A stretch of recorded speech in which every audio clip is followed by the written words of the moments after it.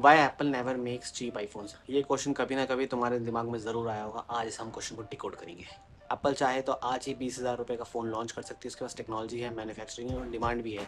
पर वो इंटेंशनली ऐसा नहीं करती। क्या एप्पल ग्रेडी है या फिर इसके पीछे छुपी है $1 बिलियन स्ट्रैटेजी?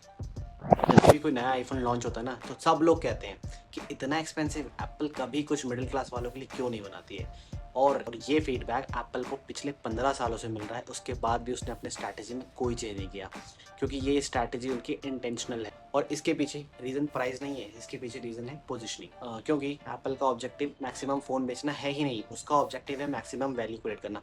और बिजनेस में एक सिंपल सा रूल है, if you try to sell everyone you are not special for anyone.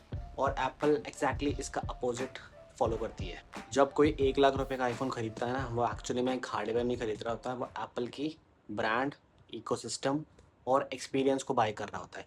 इसलिए कल को अगर एप्पल 20,000 का फ़ोन लॉन्च कर भी देना, तो चाहे उसकी सेल ज़रूर बढ़ जाएगी, बट उसका जो प्रीमियम परसेप्शन है कस्टमर की नज़रों में, वो वीक हो जाएगा। और यही परसेप्शन ही उसकी एक कॉम्पिटिटिव एडवांटेज है। क्या फ्यूचर में एप्पल बजट मार्केट में एंटर कर सकता है?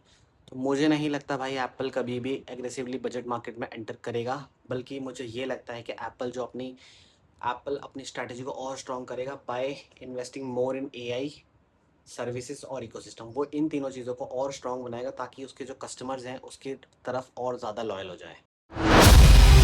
बड़ी कंपनीज जो होती है ना, हर कस्टमर्स के पीछे नहीं भागती है, वो पहले डिसाइड करती है कि उनका कस्टमर कौन होगा, और उसके बाद उसके अराउंड ही अपनी पूरी बिजनेस स्ट्रैटेजी एंड प्रोडक्ट को बिल्ड करती है। फॉलो कर लो मुझे, बिकॉज आने वाले वीडियोस में हम ऐसे ही बड़े बड़े $1 बिलियन बिजनेस को डिकोड करेंगे, and that will change the way you think about brands.